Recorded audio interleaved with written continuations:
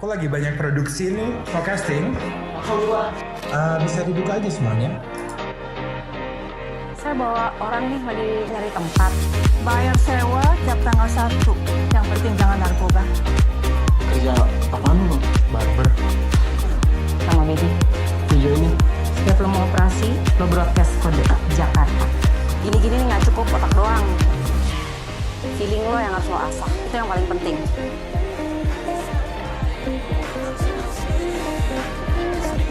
Kenapa? Buat siapa kak? Yang pakai rasa lo. Dalam hidup itu nggak usah bagus-bagus amat. Gila.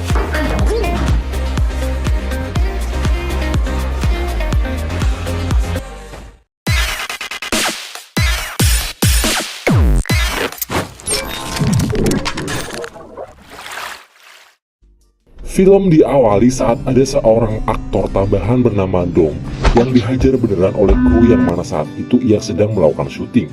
Karena tak terima dengan hal tersebut, Dom pun kemudian menghajar salah satu kru hingga akhirnya ia pun memilih pergi dari lokasi syuting. Sebenarnya alasan ia merantau ke Jakarta yaitu untuk mengejar mimpinya menjadi seorang aktor terkenal. Tidak putus asa, Dom lalu mendatangi salah satu tempat casting. Saat ia diminta untuk berfoto, lagi-lagi ia hanya dipermainkan. Karena ia disuruh berfoto melepaskan bajunya, ia pun sangat emosi.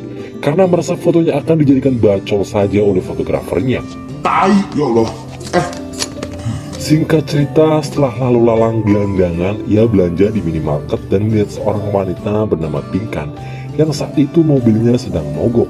Tanpa malu-malu, Dom menawarkan diri untuk mendorong mobilnya, namun Dom meminta Pinkan untuk membayarnya. Mau gue bantuin orang nggak? Tapi bayar ya. Sesaat kemudian, Radit yang merupakan pacarnya Pinkan kemudian meminta Dom untuk membantunya mendorong mobil. Setelah mobilnya nyala, Dom yang cuma dibayar goceng bergas. Dan ia tak malu bertanya lagi ke mereka mengenai tempat tinggal yang murah karena sekarang ia tidak tahu harus kemana. Di perjalanan, Dom menceritakan kalau dirinya adalah seorang aktor yang merantau ke Jakarta. Sesampainya di sana, Pinkan kemudian mengajaknya bertemu dengan ibu kontrakan. Kerjanya apa? Aktor. Yang penting jangan narkoba. Lalu tak berselang lama, Dom tidak sengaja mendengar pembicaraan Radit. Dan akhirnya, Roni Dom ketangkap. tahu kalau dia ternyata adalah bandar narkoba. Perlu diketahui ternyata Dom ini adalah seorang pemuda yang haus ajib-ajib. Karena saat itu Dom melakukan VCS dengan seorang wanita yang tiba-tiba Pinkan masuk dan melihat kejadian tersebut. Tak lama kemudian Radit juga ikut masuk karena Dom ini sudah tidak punya uang. Ia pun meminta pekerjaan ke mereka yang di sini. Radit langsung memeriksa Dom untuk berjaga-jaga barangkali Dom ini adalah intel. Dom pun akhirnya diterima kerja mengingat beberapa kurir Radit banyak yang sudah tertangkap oleh polisi. Ia pun diajak keluar sebentar dan sepulangnya dari tempat makan, ia yang keganggu akan musik dari kamar Pinkan mengecek mereka yang ternyata Pinkan dan Radit sedang melakukan ganti oli yang membuat Dom lagi-lagi melakukan percangkulan yang lagi-lagi pula kepergok oleh Pinkan. Singkat cerita, Dom pun diajarkan bagaimana caranya menimbang serta memasukkan narkoboy ke dalam bungkus permen. Jika benar Dom adalah seorang aktor, dia diminta untuk memanfaatkan kemampuannya dalam berakting ketika menjadi kurir narkoboy agar tidak dicurigai. Setelah itu, Dom diberikan HP dan diminta untuk langsung mengganti nomornya jika barangnya sudah diantar. Singkat cerita, Dom langsung praktek cara memasukkan barang haram tersebut ke dalam bungkus permen. Namun sebelum mengantarkan paket, Dom diajak dulu ke sebuah barbershop milik Radit. Lu udah berapa lama jadi PDK?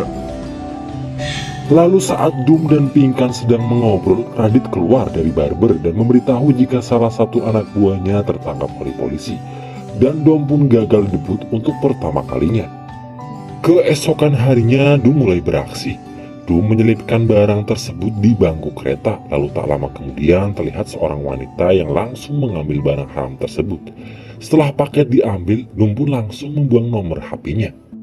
Kini setiap harinya Dom disibukkan dengan pekerjaan barunya tersebut. Sore harinya, karena kerjaannya sangat bagus, Radit lalu mengajaknya untuk pesta narkoboy di kamarnya bersama dengan salah satu temannya Radit yang bernama Pai. Mereka berempat kemudian langsung memulai pesta narkoboy.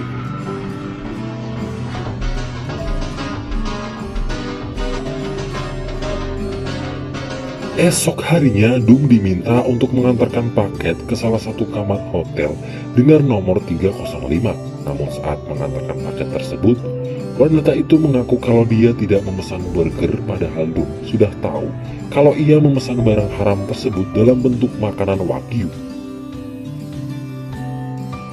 Beberapa hari kemudian, Dum kembali mengantarkan paket di sebuah kereta dengan pembeli yang sama.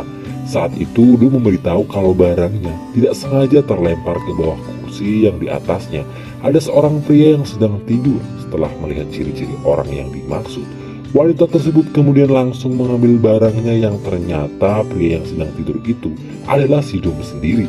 Dum banyak akal sekali untuk menghindari tatap muka.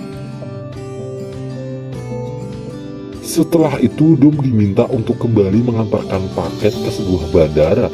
Di sini, Radit memberitahu untuk menyembunyikan barang tersebut di tangannya menggunakan sebuah plester agar orang lain mengira itu cuma bekas luka biasa. Dum pun melakukan aksinya kembali dengan cantik. Di dalam perjalanan, ia segera menyembunyikan barang tersebut menggunakan plester. Setibanya di bandara, ia pun lolos dari pemeriksaan yang ada di sana. Setelah itu, Dum langsung menempelkan barang tersebut di sebuah kursi. Gokil gak tuh? Malam harinya, Dum dan Radit datang ke tempat hiburan malam yang dimana saat itu Pinkan menjadi DJ di tempat tersebut. Ketika itu, Dum akhirnya gak canggung lagi. Ia berhasil membawa seorang wanita masuk ke dalam sebuah toilet. Setelah keluar, Pinkan yang mengetahui mereka sudah berbuat perduniawian kemudian menasehatinya. Yang pakai rasa. Kemudian di dalam perjalanan pulang, Radit menuduh kalau Pinkan sudah mulai menyukai Dum. Dia berpikir seperti itu setelah mendengar pembicaraan mereka sewaktu toilet. Karena Radit ini orang yang sangat cemburuan, ia pun menyuruh mereka untuk turun. Kemudian Radit menyuruh pacarnya itu untuk mencium Dum saat itu juga. Cium! Sakit lo ya? Hari berganti, keesokan harinya Dum menyamar menjadi pengantar pizza untuk mengirim barang ke salah satu pembeli. Saat mengetuk pintu rumah, ia bertemu dengan seorang anak kecil. Anak itu mengatakan kalau ibunya sedang tidak ada di rumah. Setelah masuk ke dalam, Dum terkejut melihat ada seorang bayi dan ibunya bekerja sampai malam meninggalkan kedua anaknya. Di sini Dum merasa sangat kasihan dengan mereka. Kemudian sebelum pergi, Dum meletakkan barang tersebut ke dalam wadah yang ada di meja. Dia pun segera menelpon untuk mengonfirmasi pembeli tersebut. Suatu ketika, Dum kembali diminta untuk mengantarkan barang. Sambil menunggu barangnya diambil, Dum berpura-pura menjadi pegawai pabrik es batu. Karena barang itu belum diambil juga, ia pun menelpon Radit memberitahukan hal tersebut. Di sini Radit menyuruhnya untuk cepat pergi, namun baru juga mau pergi tiba-tiba ia langsung ditangkap oleh polisi. Tapi entah bagaimana Radit bisa membebaskan Dum lagi dari penjara. Film pun berpindah saat Dum berada di dalam kamar. Ia menulis beberapa mimpi-mimpinya di tembok, mulai dari banyak uang, pacaran dengan Chelsea Islan, main film ketemu Chico Jericho, dan tetap Pak Jokowi, dan yang terakhir mengubah hidupnya menjadi lebih baik. Namun mimpi-mimpi itu terasa menjauh darinya karena kenyataannya ia justru masuk ke dunia hitam ibu kota. Singkat cerita, Dum kembali mengantarkan paket kepada wanita yang sama di dalam kereta, tapi kali ini berbeda. Saat akan turun, Dum mulai memberanikan diri untuk berkenalan dengan wanita tersebut yang diketahui bernama Kanza. Setelah bertanya mengenai pekerjaannya, Kanza pun memberitahu kalau dirinya bekerja di sebuah rumah sakit sebagai perias mayat. Waktu pun berlalu, kini mereka lumayan dekat. Kanza juga sudah mengajak Dum untuk melihat pekerjaannya sehari-hari. Setelah itu, Dum diajak mampir dulu ke kosannya. Di sana, mereka saling bercerita tentang kehidupan mereka satu sama lain. Hari ke hari hubungan mereka terlihat semakin lebih dekat, dan saking dekatnya, mereka pun melakukan pada intinya percocokan duniawi. Setelah pulang, Dum bertemu ibu kos dan menonton film action bareng bersama penghuni kos yang lain juga. Sementara Radit hampir saja membunuh Pinkan yang pulang tanpa kabar. Namun setelah itu, Radit merasa sangat bersalah mengingat hidupnya selama ini sudah banyak dibantu olehnya. Singkat cerita, suatu ketika saat akan mengantar paket, Dum beruntung bisa bertemu dengan Chico Jericho di lokasi syuting. Dum jelas sangat senang karena akhirnya ia bisa mengobrol dan berfoto dengan idolanya tersebut. Setelah itu, ia meminta Chico untuk memberikan selamat kepada temannya yang saat ini sedang ulang tahun.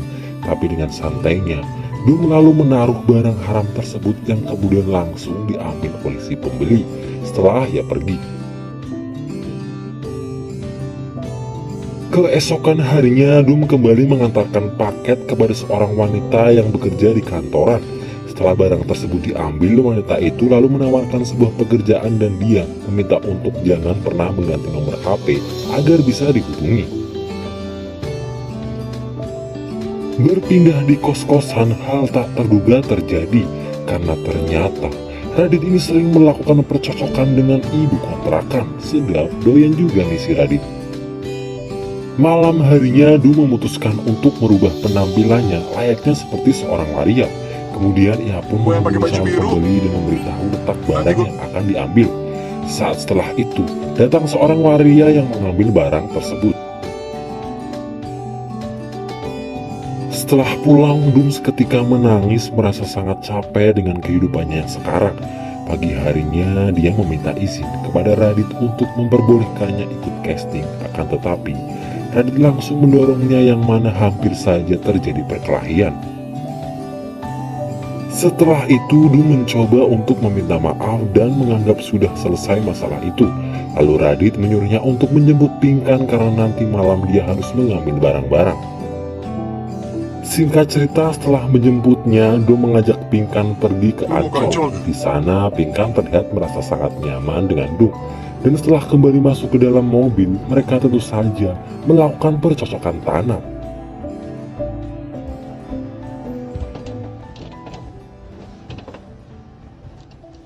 Sepulangnya mereka, Dum yang baru saja selesai mandi seketika dibuat panik dengan suara tangisan Pinkan. Alasan ia menangis ternyata Radit kini sudah tertangkap oleh polisi. Dum kemudian mencari tahu penyebab Radit tertangkap dan ternyata yang sudah sangat cepu selama ini adalah Pai, teman baiknya sendiri. Di sisi lain terungkap bahwa si ibu kontrakan ternyata seorang pecandu berat.